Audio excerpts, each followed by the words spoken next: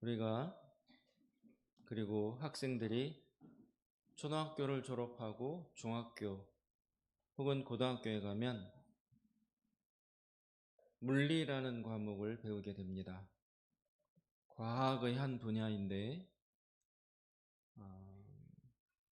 주로 이 세상의 어떤 힘의 관계 그런 것들을 이제 다루는 과목입니다. 물리. 그 물리를 배우다 보면 이제 중요한 기본적 이야기가 나오게 되는데 그 물리에서는 이렇게 가르칩니다. 이 우주, 우리가 살고 있는 지구를 포함한 별, 또 달, 해가 속해 있는 이 우주 전체에는 힘이 흐르고 있다. 힘이 작용하고 있다. 그 힘은 다른 말로 하면 에너지라고 할 수 있습니다. 인간이 만들어낸 에너지가 아니라 우주에 원래부터 주어져 있는 힘, 에너지. 그래서 인간은 그 원래 주어져 있는 우주 안에 있는 자연적 힘을 사용하여, 이용하여 생활을 유용하게 만들어가고 있습니다. 우리 인간이 힘을, 에너지를 스스로 만들어낼 수는 없습니다. 하나님이 창조하신 이 우주 안에 원래부터 주어져 있는 그 힘을 개발하고 활용해서 사용하는 것에 불과합니다. 그래서 물리에서는 이 우주에는 네 가지의 기본적 힘이 주어져 있다라고 가르칩니다. 네 가지의 원천적인 에너지가 있다. 사람이 만들어내지 않은. 첫째는 중력입니다. 중력은 끌어당기는 힘이에요.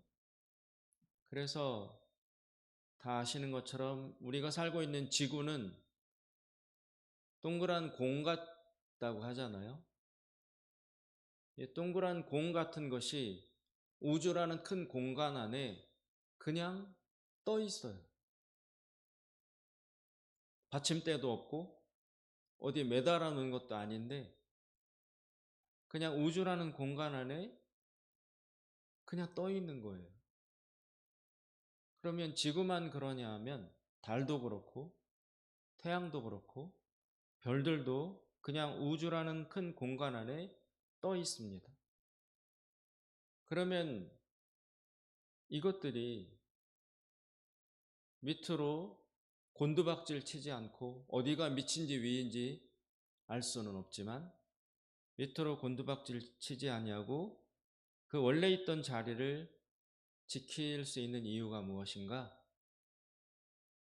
그것은 달과 지구와 태양과 또 별들이 서로 끌어당기는 힘, 그것이 우주에 작용하고 있기 때문에 서로 지탱할 수 있다는 것입니다. 그리고 더 구체적인 예로는 지구가 동그라니까 그 재밌게 생각해 보면 지구 위쪽에 사는 사람은 괜찮은데 지구 밑에 사는 사람은 왜 떨어지지 않을까?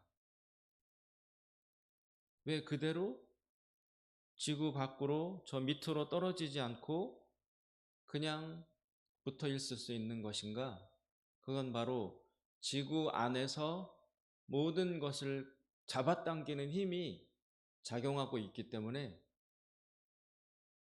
밑부분에 있어도 떨어지지 아니하고 붙어 있을 수 있다는 것입니다. 지구 안에서 지구 밖에 있는 것을 강하게 끌어당기는 힘, 중력이 작용하기 때문에 우리는 이렇게 땅에 붙어서 살 수 있는 거예요. 전에 달에 도착한 우주인들 찍은 그 필름이나 이런 것들을 보면 달은 지구처럼 중력이 강하지 않기 때문에 달에 도착한 우주인들이 이렇게 공중을 점프하듯이 공중공중 다니는 모습을 볼 수 있었습니다. 달은 표면에 있는 물체를 잡아당기는 힘이 지구보다 약하기 때문에 거기에서는 이렇게 점프가 가능했던 것입니다. 그처럼 첫째, 우주 안에는 잡아당기는 힘인 중력이라는 원래적인 힘, 에너지가 있습니다. 두 번째는 전기력입니다. 전기도 에너지죠. 그래서 자연에 흐르는 전기를 모으거나 아니면 그 수력 발전소를 통해서 전기를 만들어서 우리가 생활에 쓰고 있잖아요. 지금 불도 켜고 하는 것처럼. 그런데 자연에 원래 전기의 힘이 흐르고 있습니다. 그것은 번개가 칠 때 보면 알 수 있습니다. 사람이 만들어낸 것이 아닌데 자연 속에 흐르는 전기의 힘에 의해서 엄청나게 거대한 번개가 치는 것을 볼 수 있습니다. 이 전기라는 에너지가 우주에는 기본적으로 흐르고 있습니다. 세 번째는 자기력, 즉 자석의 힘입니다. 우리가 작은 자석을 가지고 N극, S극을 향하면 붙고 같은 극끼리 마주치면 밀어내고 보이지 않지만 우주 전체에 이런 자력이 크게 작용하고 있어서 서로 밀어내기도 하고 당기기도 하고 지구는 어쩌면 그 자체로 큰 자석이라고도 할 수 있습니다. 이런 보이지 않는 자력이 그 에너지가 흐르고 있습니다. 마지막 네 번째는 핵력이라는 것입니다. 핵은 무엇이냐면 물질을 쪼개고 쪼개었을 때 가장 작은 요소가 원자인데 그 원자 안에 들어있는 핵을 이렇게 분리시킬 때 거대한 에너지가 발생한다라는 거예요. 그래서 우리 핵폭탄이 왜 그렇게 위력이 있느냐? 그 원자 안에 들어있는 핵이 분리될 때 떨어져 나갈 때 엄청난 에너지가 발생하는 것을 이용하여 폭탄으로 만든 것이 핵폭탄인 거예요. 그리고 이것을 실생활에 또 우리 활용하고자 사용하고 있는 것이 원자력 발전소. 수력 발전소는 떨어지는 물의 힘을 이용해서 전기를 발생시키지만 원자력 발전소는 그 핵폭탄급은 아니지만 원자 안에 있는 핵을 분열시켜서 나올 때 나오는 그 힘, 에너지를 활용하여 전기로 전환시키는, 그래서 활용하는 게 원자력 발전소잖아요. 그런 것처럼 이 우주 안에는 네 가지의 큰 물리적 힘이 기본적으로 작용하고 있습니다. 중력, 전기력, 자기력, 핵력. 인간은 이 에너지를 활용해서 우리 실생활에 이용하고 있습니다. 물리적인 세계에 이런 힘이 있다면 우리 인간들의 세계, 사람들이 살아가는 세계에도 보이지 않는 힘이 있습니다.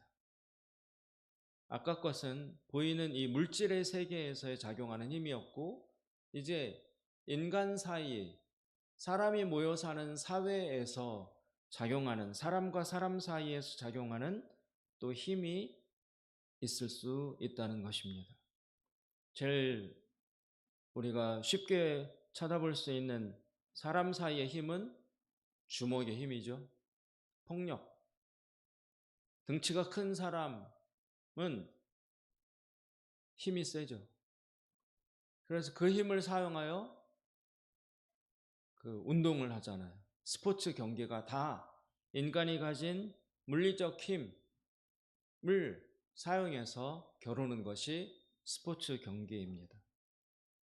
그 다음 두 번째는 돈의 힘이 있습니다. 돈.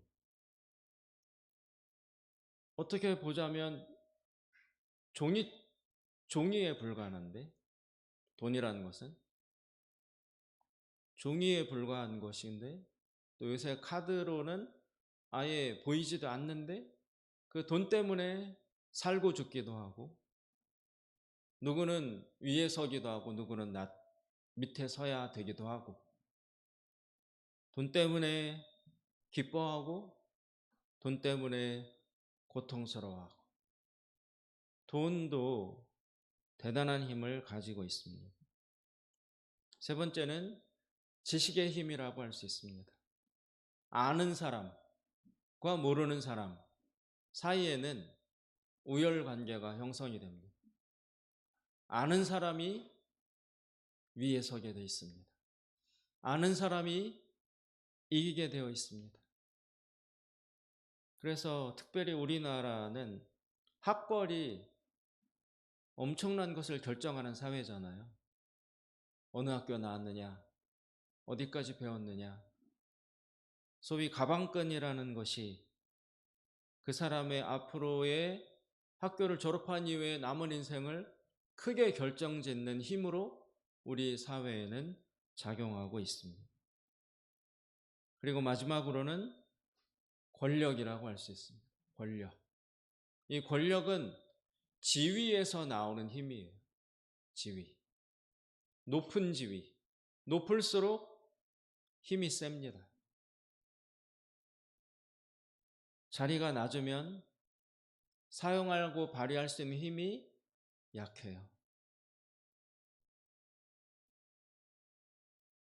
높은 자리에 올라갈수록 더 큰 힘을 갖게 되는 것입니다. 그래서 우리 인간 사이에 작용하는 힘은 역시 이렇게 요약해 보자면 네 가지. 폭력, 돈의 힘, 지식의 힘, 권력, 즉 지위의 힘. 이렇게 있다고 볼 수 있습니다. 그런데 잘 살펴보면 처음에 세 가지 힘,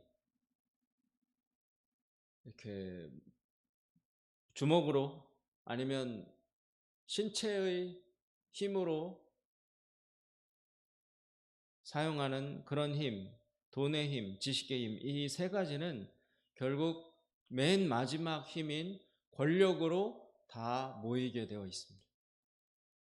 권력을 가지면 힘센 사람도 밑으로 들어오게 되고, 돈 있는 사람도 밑으로 들어오게 되고, 또 지식을 가진 사람도 권력을 가진 사람 밑에 모이게 되어 있습니다. 인간 사이에 중요한 힘은 결국 맨 마지막 힘인 권력으로 수렴되게 되어 있습니다. 이 권력이라는 것은 바로 자리의 힘, 지위의 힘, 위치의 힘이라고 할 수 있습니다. 그렇게 보자면 우리 인간들 사이에서 작용하는 가장 큰 힘은 권력이라고 할 수 있습니다. 권력. 이 권력을 다른 말로 하면 바로 권세입니다. 권세. 권세. 예전에 어떤 유명한 목사님이 그 성경에 나오는 사도행전 1장 8절에 성령이 임하시면 너희가 권능을 받고, 그 권능을 이렇게 재미있게 설명하는 것을 들은 적이 있습니다.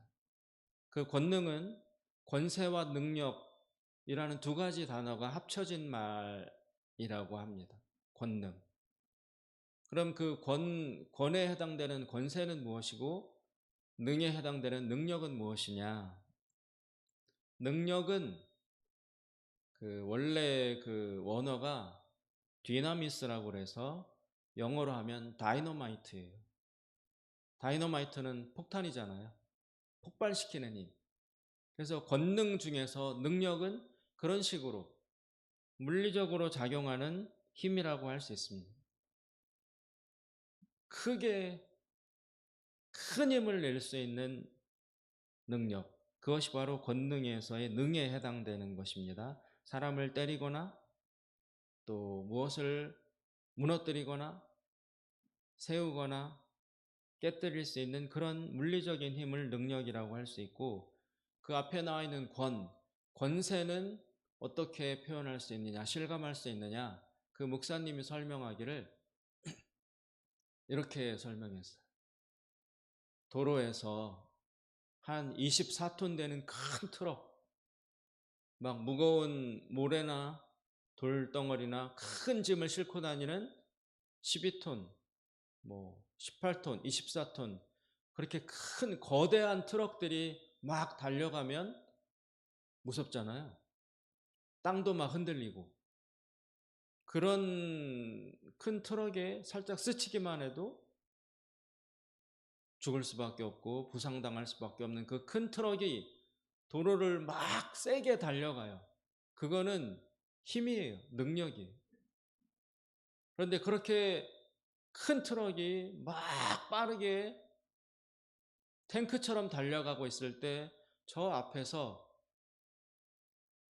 경찰관 한 사람이 그 무섭게 달려가는 트럭을 24톤 트럭을 향하여 호루라기를 불며 손을 뻗어가지고 이렇게 한 다음에 여기 와서 서라고 하면 그 거대한 트럭이 세게 달려가다가 그 작은 경찰관 한 명이 와서 서라고 할 때 아무 소리 못한 채 그 트럭이 속도를 줄여서 길 옆에 와가지고 서게 만드는 그 힘이 권세라는 거예요. 권세. 여기 말하는 권력. 그런 식으로 설명할 때, 야, 되게 이해가 잘 됐던 기억이 있습니다. 권세란, 권력이란 그런 힘입니다. 오늘 우리 본문에 보면 사도 바울이 1절에 각 사람은 위에 있는 권세들에게 복종하라. 이렇게 가르치고 있습니다. 이 권세는 좀 전에 말씀드린 것처럼 위에 있는, 즉 지위와 계급에서 나오는 힘이라고 할 수 있습니다. 그런 권세에 사람들은 다 복종해야 옳다라고 바울이 가르치고 있습니다. 그렇다면 이런 권세, 이것은 왜 생겨난 힘인가? 이 권세에는 제도, 법, 민주주의, 뭐 이런 것들이 포함되어 있다고 할 수 있습니다.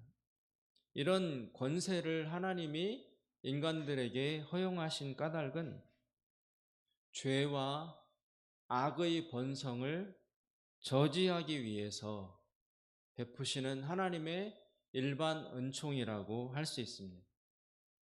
하나님이 베푸시는 은혜, 은총에는 두 가지 종류가 있습니다. 첫째는 일반 은총이고 두 번째는 특별 은총이에요. 일반 은총은 무엇이냐 하면 이렇게 우리가 살아가는 이 사회에서 인간들이 평안하고 평화롭게 그렇게 살아갈 수 있도록 허락해 주신 그런 은혜를 말하고, 특별 은총은 바로 좁게는 성경을 이야기합니다. 성경을 통해서만 우리가 죄인이고 예수님의 은혜로 우리가 구원받고 하나님이 살아계시고 성령님이 계시고 이런 그 구원에 관련된 지식과 또 힘을 얻을 수 있도록 만드는 은총, 은혜는 특별한 것이다. 그래서 특별 은총이고 구원과 관련되는 은혜는 특별 은혜이고, 우리가 이 세상을 살아가기 위해서 모든 인간에게 주시는 은혜는 일반 은혜, 일반 은총이라고 하는데, 이 권세, 즉 제도나 법, 지위, 권력 이런 것들 역시 하나님이 모든 인간들에게 베풀어 주시는 일반 은총이라고 할 수 있습니다. 이런 일반 은총을 주시는 이유, 그 중에서도 권세를 허락하시는 이유는 사람들 사이에, 인간들 사이에 죄와 악이 번성해지는 것을 제어하기 위해서라는 것입니다. 하나님은 인간의 타락을 제어하기 위해서 인간에게 이성과 양심을 주셨습니다. 그런데 때로 이 이성과 양심도 궁극적으로 악을 위해서 봉사하게 되는 경우도 있습니다. 예를 들자면 자기 자식을 사랑하는 마음, 이거는 인간의 본능이자 이성이자 양심에 해당된다고 할 수 있습니다. 이 자체는 선합니다. 하나님이 주신 일반 은총 안에 포함되어 있습니다. 자식은 부모에게 있어서 자기의 연장이므로, 또 다른 자기이므로 자식 사랑은 자기의 일부일 수 있습니다. 자식을 사랑하는 게 결국 자기를 사랑하는 거예요. 그 자체로는 틀리지 않습니다. 그런데 이런 자기 자식을 사랑하는 각자들의 마음이 모이다 보면 경쟁을 하게 돼요. 내 자식이 더 편하도록, 내 자식이 더 잘나도록, 위로 올라가도록 만들어주고 싶은 그런 부모의 마음이 발동해서 내 자식을 사랑하는 것 자체는 죄가 아니지만 남들과 비교하여 내 자식이 더 잘되도록, 더 잘나도록, 뛰어나도록 만들어주려는 그런 경쟁심에 붙들려서 과도한 경쟁을 만들어냅니다. 우리나라의 입시제도도 그렇고, 또 어떤 취업도 그렇고, 모든 일에 엄청난 경쟁이 불러일으켜지게 되고, 그 과정 중에 정상적으로는 안 되는 일을 자식에게 해주기 위해서 부정적인 일, 죄와 악을 저질러서 자식이 잘 되도록 해주려는 그런 시도까지 하게 됩니다. 그러다 보면 개개인의 개별 부모의 자기 자식을 사랑하는 마음 자체는 선한 것이지만 이것이 모여서 경쟁하다 보면 결국에는 부모의 자식 사랑이 결과적으로는 합력해서 악을 구성하게 될 수도 있습니다. 그러다 보면 그 모여서 이루게 되는 그 악의 결과, 불평등, 소외, 고통, 가난, 이런 문제들이 발생하게 되는 것입니다. 만약에 하나님이 주신 이런 제도, 법, 또 권력, 이런 것이 없다면 우리가 살고 있는 인간과 세계는 걷잡을 수 없이 타락하여 세상 자체가 지옥이 될 것입니다. 하나님은 자연과 인간의 타락을 일정 정도에서 저지시키고 또 지속이 가능하도록 하기 위해서 일반은총을 주시는 것입니다. 그런데 주신 그 일반은총, 자식사랑, 지식, 이성, 감정, 본능, 양심, 이런 것들이 각자로서는 선하고 문제가 없지만 이것이 사회 속에서, 인간관계 사이에서 모여서 큰 것이 되다 보면 거의 대부분 악을 결과적으로 낳게 된다는 것입니다. 그래서 궁극적으로는 이 세계와 자연과 역사는 사실상 악을 향하여 흐르게 되어 있다고 볼 수 있습니다. 이것은 원래 하나님의 의도가 아니었습니다. 하나님은 인간을 만드시고 인간이 서로 평화롭게 영생하며 살도록, 기뻐하며 살도록 하나님은 만드셨는데, 그런데 우리 인간이 가진 원죄로 말미암아 이 세상에 죽음과 그 죽음의 영향력이 들어와서 인간을 고통스럽게 만들고 점점 세상이 망가지도록, 악을 향하여 달려가도록 그렇게 결과가 생겨났습니다. 소규모에서는 선하다 할지라도 큰 규모에서는 악을 이루는 방향으로 우리가 살아가는 이 세상과 역사는 수렴되게 되어 있습니다. 그래서 제도와 법, 권세도 결국 시간의 흐름에 따라 타락하게 되어 있습니다. 단지 일시적으로만 부분적으로만 죄와 악을 억제하는 힘을 발휘할 수 있을 뿐 악을 제어하는 완벽한 도구는 될 수 없습니다. 민주주의도 또 공산주의도 또 뭐 정치도 제도도 법도 경제도 인간이 만들어낸 잘 살아보고자 평화로워 보고자 시도했던 모든 것들이 그 자체로는 선하지만 그것들이 모이다 보면 또 시간이 흐르다 보면 죄와 악을 제어하는 원래의 그 기능과 목적에서 이탈하여 다 타락으로 향하게 되어 있습니다. 인간의 이성도 양심도 타락을 하게 됩니다. 이처럼 오늘 사도 바울은 첫 부분에 위에 있는 권세들에게 즉 세상에 있는 제도와 권력을 존중하라 라고 가르치고 있습니다. 그런데 바울은 거기에서 그치지 않습니다. 지금 살아가고 있는 사회의 제도에 순종해라.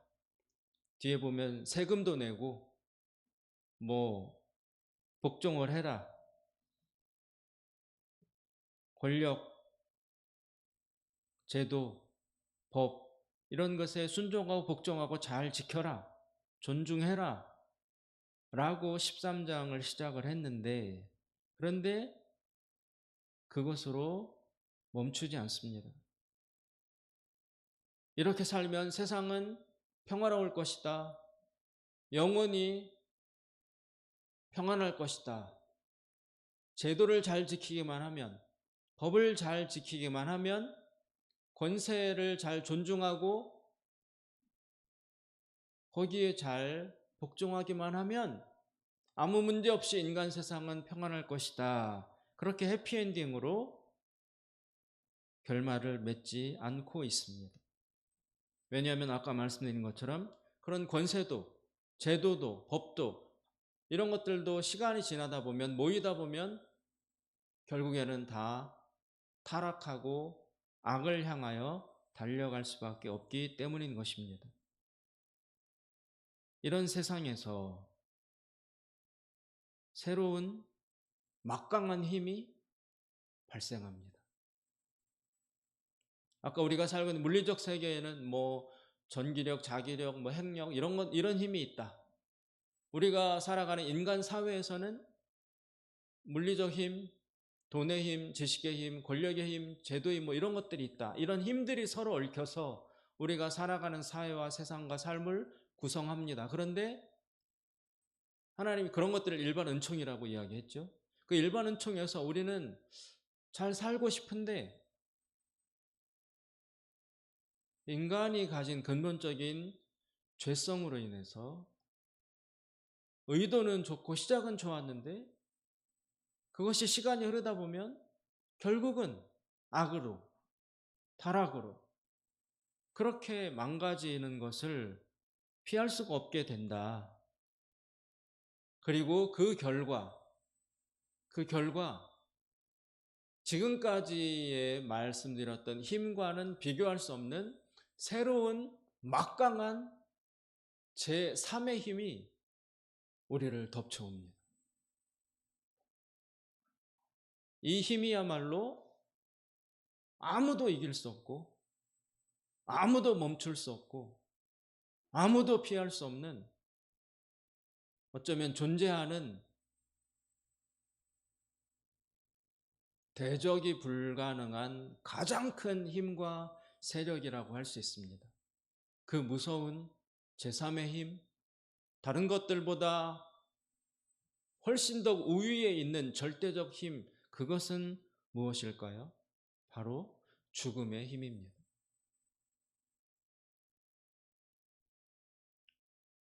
죽음, 사망, 이것의 힘은 정말 절대적이어서 아무도 면제시켜주지 않습니다. 권력을 가졌다고 해서 죽음이 예외로 비껴가느냐? 그렇지 않습니다. 돈을 많이 가졌다고 해서, 많이 지식을 쌓고 많이 배워서 알고 있다고 해서 죽음이 예외로 해주느냐? 그렇지 않습니다. 원자력을 가지고 있다. 번개처럼 전기의 막강한 힘을 내가 가지고 있다고 해서 죽음이 그 사람을 면제시켜 주지 않습니다. 우주에 존재하는 힘, 인간 사회에 존재하는 이 모든 힘을 다 합쳐도 죽음, 사망이 우리를 덮치는 그 힘은 막을 수가 없습니다. 지금까지 존재했던, 살았던 위대하고 유명하고 다양했던 모든 사람들, 모든 동물들, 모든 짐승들, 모든 식물들, 모든 생명체들은 이 죽음의 힘 앞에 다 멈추어야 합니다.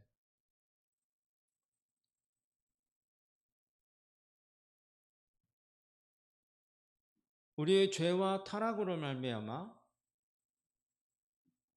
악이 발생했고, 그 궁극적 악이라는 것은 악이 모여서 밀도 높은 최종적 악이 어떤 형태로 나왔느냐 하면 바로 죽음으로 우리에게 찾아온 것입니다. 이 우주는, 우리가 살고 있는 세상은 죽음이 지배하고 있습니다. 죽음을 넘어갈 수 있는 힘이 없어요. 모든 것이 다, 모든 피조물이 다 죽음의 힘 아래에서 숨죽이며 두려워하며 신음하며 살아가고 있습니다. 그것이 우리의 현실입니다. 바울은 그 사실에 주목하여 다음 이야기를 합니다. 8절에 보시면 이렇게 말합니다. 피차 사랑의 빛 외에는 아무에게든지 아무 빛도 지지 말라. 남을 사랑하는 자는 율법을 다 이루었느니라. 10절 사랑은 이웃에게 악을 행하지 아니하나니 그러므로 사랑은 율법의 완성이니라. 바울은 사랑을 이야기합니다. 이제 로마서는 처음부터 달려와서 결론 부분으로 접어들고 있습니다. 로마서의 긴 앞부분을 이야기한 끝에 바울이 이제 뒷부분에서 자신의 말씀을 마치면서 이 세상에 대해서, 이 자연에 대해서, 우리의 삶과 인생에 대해서 최종적으로 제시하는 마지막 결론, 그것은 바로 사랑입니다. 바울의 주장에 의하면 이 우주에서 악과 타락을 저지시킬 수 있는 유일한 힘은 사랑뿐이다 라고 이야기하고 있습니다. 그것이야말로 하나님에게서 오는 순수한 것입니다. 그것이야말로 하나님 형상이 온전히 드러난 실체라고 할 수 있습니다. 오직 사랑만이 죄와 악의 세력에 물들지 않고 영향받지 않는 유일한 힘이라고 할 수 있습니다. 그리고 그 사랑의 완전한 형태가 예수님의 십자가에서 드러났습니다. 그때 예수님이 십자가에서 죽으셨을 때 악의 권세가 깨어진 것입니다. 그리고 그때 죽음의 힘이 비로소 무력해진 것입니다. 그래서 부활이 가능해진 것입니다. 그렇게 보자면 여러분, 이 세상에서 가장 강한 힘은 무엇일까요? 무엇인가요? 이 우주에는 자연적 에너지 힘들이 있다. 핵력, 전기력, 자기력, 중력 이런 것들이 있고, 우리 인간 사회에는 돈의 힘, 지식의 힘, 권력의 힘 이런 것들이 작용하고, 그리고 그 모든 것들 위해서 죽음이라는 힘이 다 지배하고 통치하고 있어요. 그러면 죽음이 거의 최종적인 마지막 결정적인 힘이라고 할 수 있습니다. 그 죽음이 이 세상을 다스리고 있습니다. 권세 있는 자도 죽고, 많이 배운 자도 결국 죽고, 돈이 많은 자도 결국엔 죽고, 죽음 앞에서는 어떤 힘도 그것을 넘어서지 못해요.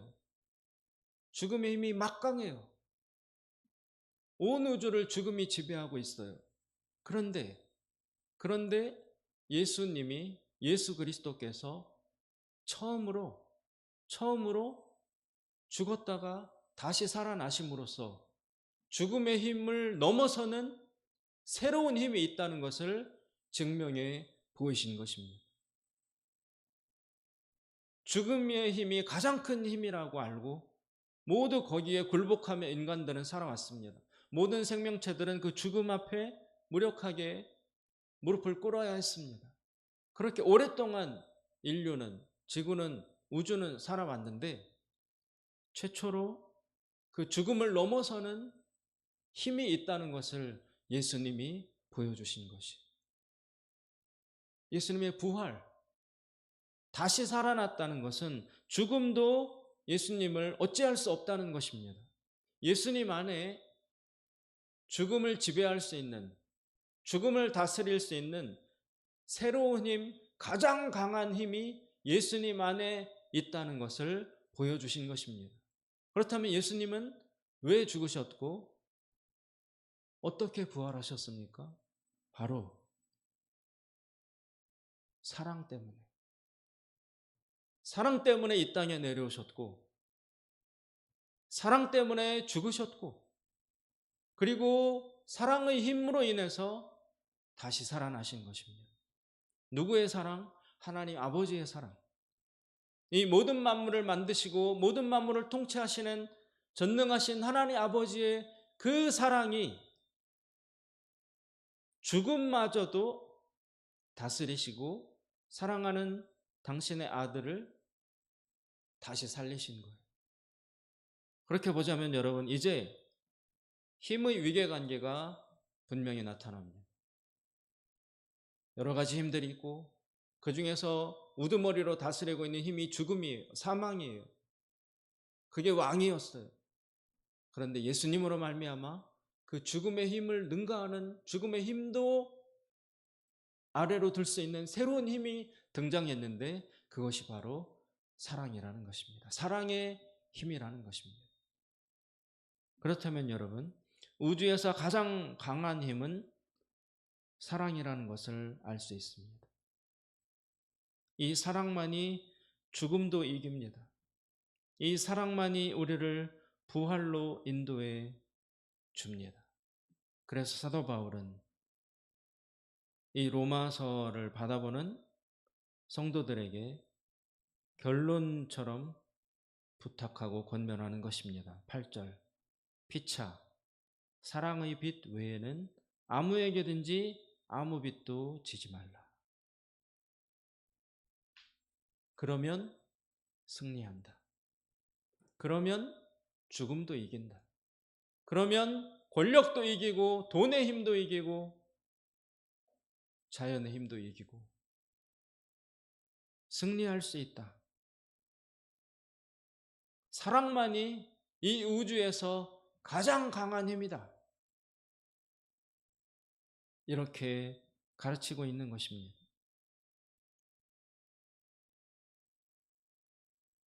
따라서 우리가 추구하고 길러야 하고 애쓰고 마련해야 될, 확보해야 될 최상의 에너지, 최상의 힘이 있다면 그것은 바로 사랑의 힘입니다.